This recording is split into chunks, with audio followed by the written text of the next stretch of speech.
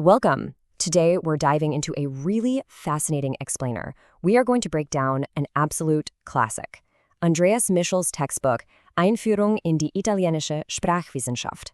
Think of this as your ultimate Zusammenfassung, a comprehensive, energetic analysis of how the beautiful Italian language came to be mapped out scientifically. If you've ever wondered how we actually structure and study this language, well, you are in exactly the right place. We're going to strip away all that dense academic jargon and get straight to the really good stuff, the core of how language actually works. So here is our roadmap for today's analysis. We've distilled this heavy academic tome into 5 super manageable, clearly defined chapters. First up, what is linguistics?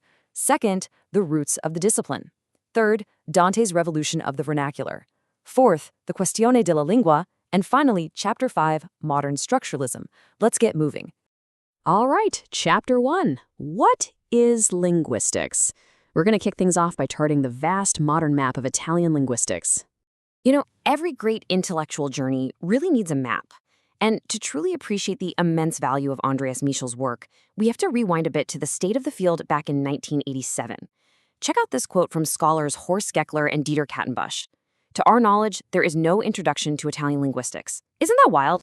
For the longest time, students and scholars literally didn't have a comprehensive foundational resource. There was this glaring historical gap in academia. And that's exactly why Michel's work is so absolutely crucial. It stepped right in to fill that void, creating an exhaustive map for the modern age. Now, what's really interesting about this slide is the sheer breadth of topics covered in the modern field. It's visually overwhelming, but in a totally good way. We aren't just talking about memorizing a few grammar rules here. We're looking at a massive, highly specialized scientific domain that takes language and breaks it down into its absolute smallest atomic parts. Michel rapidly breaks this all down into some highly precise modern subdisciplines. As you navigate the field today, you'll encounter phonetics, or phonetic for the physical sounds, morphology for the actual architecture of the words, syntax for sentence building, and then you have broader areas like text linguistics, sociolinguistics, and variational linguistics, which look at how society and geography actually shape the words we use. So that is what the destination of linguistics looks like today. But seeing all of this modern complexity really begs a huge question, right? How did we actually get to this level of scientific precision? I mean, language wasn't always studied with this kind of clinical, categorical rigor. So to really understand our modern destination, we need to pivot from this map and look at the historical journey. Let's step back in time. Chapter 2, the roots of the discipline. We're heading back to ancient Greece and Rome to uncover the philosophical roots that actually laid the foundation for all European grammar. So, looking back between 520 and 322 BC, you had Greek philosophers like Plato and Aristotle first starting to ask fundamental questions about how words relate to reality. But the real catalyst, the thing that made linguistic history so engaging, was this massive intellectual clash in the 1st century BC. It was a fierce debate between the analogists, who viewed language as a completely ordered, logical system, and the anomalists, who saw it as a chaotic pile of irregularities. And honestly, that very tension is what pushed scholars to study language so much deeper. This led directly to the Roman grammar of Varro, and eventually to late antique scholars like Donatus and Procinian in the 4th to 6th centuries. Their works were so foundational, they literally became the standard textbooks for the entire Middle Ages. All right, Chapter 3, Dante's revolution of the vernacular. We're entering the Italian Middle Ages, and we're about to see Dante Alighieri not just as a legendary poet, but as a pioneering scientific observer of language. So the crucial point is how Dante legitimized the common tongue over Latin. At the time, Latin, which Dante called grammatica, was seen as this unchangeable, artificial scholar's language. It was incredibly rigid. But Dante, he boldly championed the vulgare, the vernacular. He basically argued that the vernacular was actually superior because it was the dynamic, natural language of the people. This was a radical, earth-shattering shift in perspective. He was validating the tongue that ordinary people were speaking every single day. And Dante didn't just write beautiful poetry in this vernacular, he scientifically categorized it. In his truly revolutionary text, De Vulgare Eloquentia, he systematically identified exactly 14 distinct regional varieties of the vernacular across the Italian peninsula. 14! It was an astonishingly early, meticulous attempt at dialectology that forever changed how Europeans view their own spoken languages. Moving right along to Chapter 4, The questione della lingua. We are entering the Renaissance, a time when Italians were fiercely debating how to construct a unified national language. The Renaissance was a time of glorious cultural rebirth, sure, but it was also home to an impassioned debate over historical mystery. How exactly did Latin become Italian? Well, scholars split into two main theoretical camps to explain this. On one side, you had the superstratum theory. These folks argued that the language was forcibly shaped from above by Germanic invaders, like the Goths and Lombards who conquered Rome.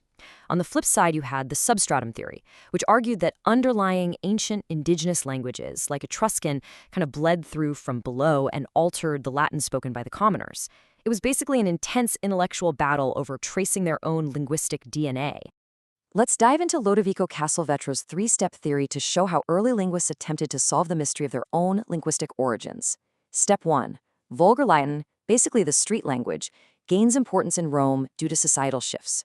Step 2. This vulgar Latin becomes dominant during the Gothic rule as classical societal structures start to collapse. And Step 3. The actual final transition from that corrupted Latin to the distinct vulgar happens during the Lombard rule. It's like they were linguistically playing detective to piece together their past. Which brings us to Chapter 5, Modern Structuralism.